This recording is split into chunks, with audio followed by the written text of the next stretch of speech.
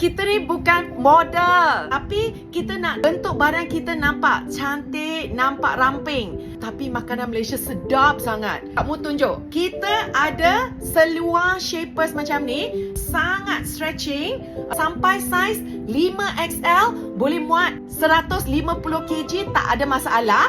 Dua warna, kamu tunjuk pakai. Kita punya perut nampak tak? Perut kita besar kan? Bila kita naikkan, tak nampak kita punya perut dah. Tutup sampai bahagian pinggang kita, sangat-sangat selesa. Yang penting material dia sangat-sangat stretch.